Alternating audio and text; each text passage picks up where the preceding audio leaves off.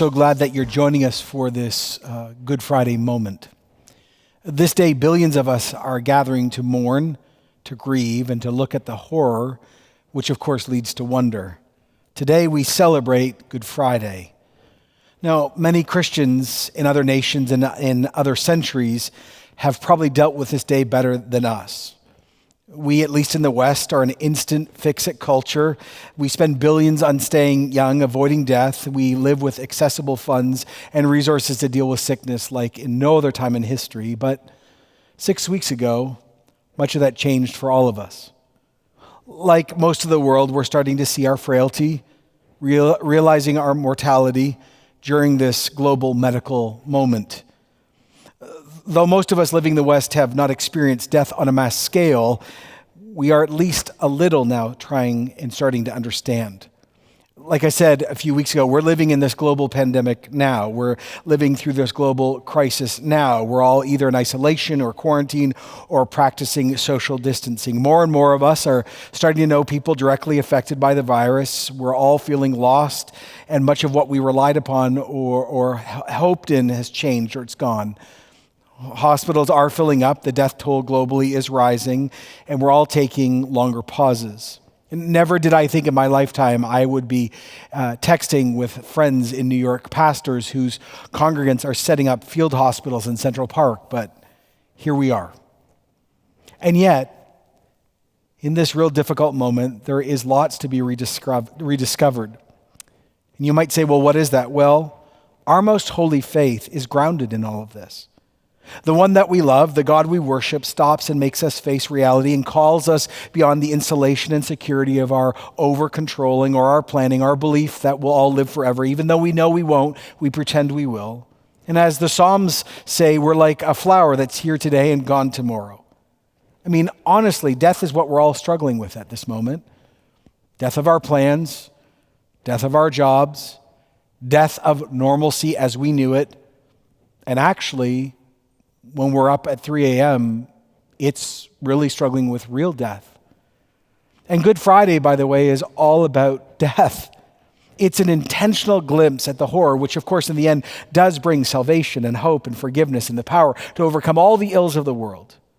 But unlike what so many people probably think today, Jesus' death was not a mistake. It wasn't random. It wasn't a political act. It wasn't just the religious leaders of their day getting their way. It wasn't even the kingdom of darkness supposedly overcoming the one that had created them. No, these factors are real, but it's heaven's view, which is most significant to understand Good Friday and even where we're at today. All the chaos back then was being used to accomplish the sovereign will of God the Father, God the Son, God the Holy Spirit. And because he loved us, he decided to provide a way back to himself. Long before Jesus' execution and murder, Jesus said these words in John 10:17, "The reason why my Father loves me is that I lay down my life, and only to take it up again. No one takes it from me. I lay it down of my own accord. I have authority to lay it down and authority to take it up again. This command I received from my Father." Well, the day came where words turned to actions, and I don't know if you know this, but the chronology of Good Friday is nothing more than the process of loss, grief, and abandonment. From friends to leaders that supposedly knew God, to the whole Jewish nation, to the whole Roman world, to the whole human race, we've all heard the phrase, "Behold the man," and all said, "Crucify him." This so-called Good Friday started just after midnight. Let me give you the chronology. 1 a.m., Jesus is in the Garden of Gethsemane praying. 1:30, Judas shows up and betrays him, and all of Jesus' friends that are left, they run away. 2 a.m., Jesus is questioned at Annas, and Peter denies him not once, not twice, but 3 times, and even cusses and curses Jesus out. At 3 a.m., there's an unofficial trial by the high priest Caiaphas at his house. At 6 a.m., there's a formal trial at the Jewish Supreme Court of the day, the Sanhedrin, and they give the death sentence. And at 6:30, Pilate, the Roman governor, interrogates Jesus. At 7, he's before Herod, the supposed king of the Jews, and he's mocked. By 7:30, he's back to Pilate, and Pilate gives in and consents to execute him. At 8, Jesus is tortured, spit upon, hit, the crown of thorns placed on his head. He's draped in purple to mock his claim that he's the king of the Jews. And at 9, what the Bible calls the third hour, Jesus is nailed to the cross. It was during this terrible moment of pain that Jesus also was having all the sin of the world placed on him. Every act ever committed against God, against his heart, against his law, all of it placed on Jesus in that moment, the one who'd never sinned. Inferred also in the Gospels, by the way, is that Satan and all his millions or billions of fallen angels gathered to watch this too in glee. Between 9 a.m. and 3 p.m., Jesus utters 7 statements from the cross that reveal he's truly God, truly human, and he's assured of what is to come. These 7 statements that he cried out are still some of the most powerful words ever uttered in human history. The first one you can find in Luke 23:34. Father, forgive them. They do not know what they're doing. Now, Jesus shows us that he can and will forgive anyone of anything to bring them home. He's the only one who has the power to do this. The next one's found in John 19:43. Truly, I tell you, today you will be with me in paradise. Jesus forgives a repentant criminal dying beside him. It's never too late to humble yourself before Jesus and be saved, even on your deathbed. The next one is very personal for Jesus. John 19:26, woman, here is your son. And to the disciple, here is your mother. From that time on, the disciple took her into his house. As Jesus is literally dying and bleeding out, he cares for his mom's future and asks John to take care of her. Mary truly is a symbol for the whole church. Jesus is caring for us, tenderly overseeing and helping us so we're never alone. The next one comes from Matthew 27:46. My God, why have you forsaken me? Quoting Psalm 22, Jesus shows us we don't have to have a fake, shallow, artificial faith. We're allowed to wrestle with doubt, with question. We can cry it and scream at God. Real faith doesn't avoid darkness. Real faith walks in it and grows in it. The next one is from John 19:28. Jesus just says, I'm thirsty. Yeah, Jesus is fully God. Yeah, but he's also fully human. Good Friday reminds us that he's our brother, that he did suffer, and he's with us in our sickness, in our isolation, even at our death. The second last statement is so important. It's from John 19:30. It is finished. This was not some statement of defeat. This was a declaration of victory. As one wrote, this is finished. It is finished, but it's not over. Jesus' work settles it, decides it, completes it. It cannot be contested. There is nothing now fully to fear. The worst has happened. The pitch black night has not swallowed up the glory of God. The light of the world has broken the darkness. It's his last statement that shows us actually hope in suffering, in sickness, in fear, in abandonment, in death. It's found in Luke 23:44. It was the 6th hour, and darkness came over the whole land till the 9th hour. The sun had stopped shining. The curtain of the temple was torn in two, and Jesus called out with a loud voice, Father, into your hands I commit my spirit. And when he said this, he breathed his last. Darkness covered the whole land. The physical realm actually is displaying what's happening everywhere. The light of the world has been snuffed out. The kingdom of darkness seems to be sovereign, all-powerful. There seems to be no hope, no ray of sunshine. There will be no undoing of sin, darkness, and death. And yet at that darkest of moments on Good Friday, that's when the temple curtain is torn in two. The veil that separates all human beings from the literal presence of God, only accessible once a year by a Jewish high priest, is torn from top to bottom. In other words, Jesus' work has torn open a new way for anyone who wants to rediscover God through Jesus, the one door, the perfect sacrifice, the Lamb of God that takes away the sin of the world, the only way, the only truth, the only life, Jesus the Christ. That's why the author of Hebrews would write years later in Hebrews 10:19, therefore, brothers and sisters, since we have confidence to enter the most holy place by the blood of Jesus, by a new and living way opened for us through the curtain, that is his body, and since we have a great high priest over the house of God, let us draw near to God with a sincere heart in full assurance of faith, having our hearts sprinkled to be cleansed from a guilty conscience and having our bodies washed with pure water. In that last moment, he said, Father, into your hands I commit my spirit. It's a profound statement of faith. Father is an intimate name in the Jewish language. It means Abba, dad or daddy.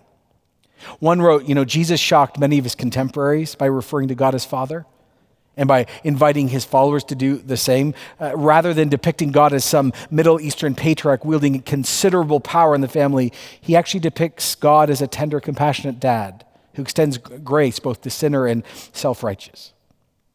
So at the moment when he literally breathes his last, he reminds the world that the Father is still there.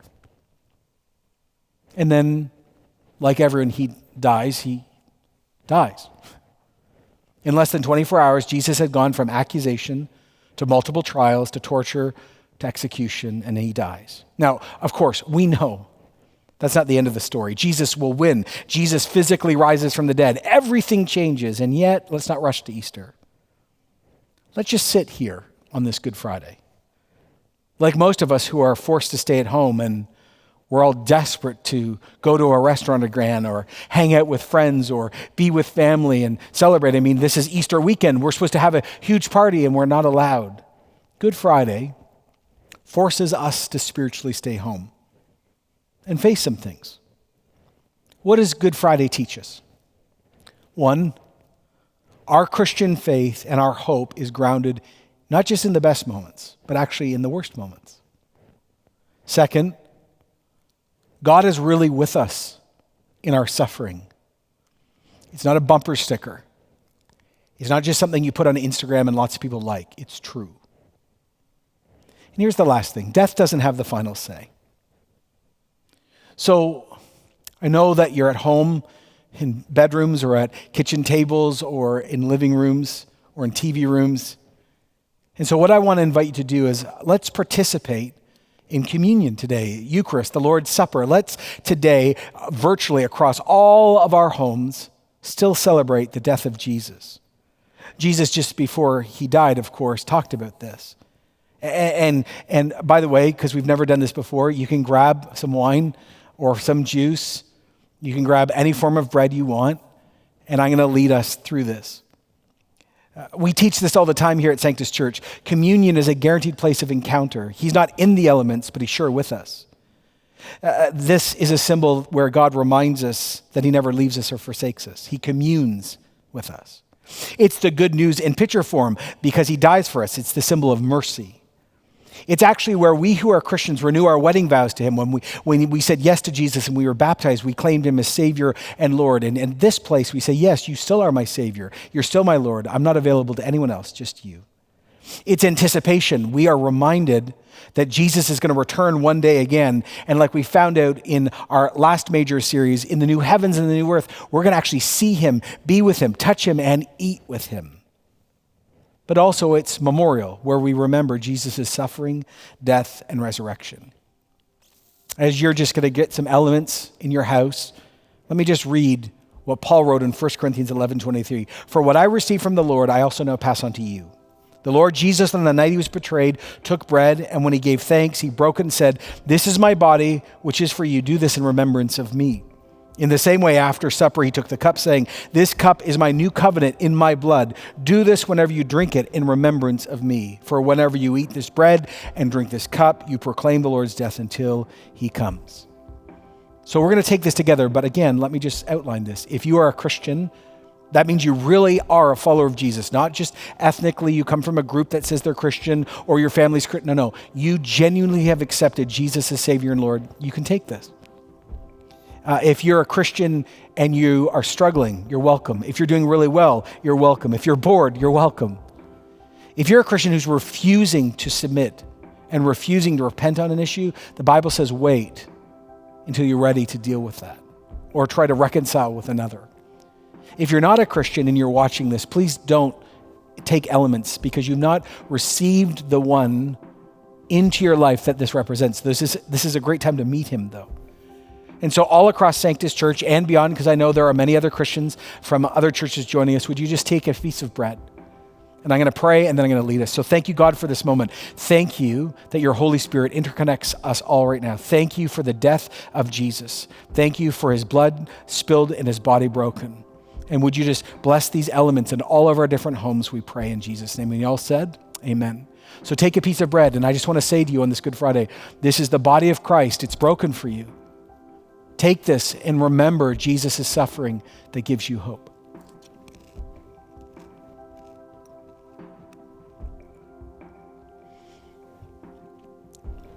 Take the juice you've got or the wine you've got. This is the blood of Jesus Christ spilled for you. This makes the eternal difference for you. Now, just take this and remember Jesus' blood that makes you clean.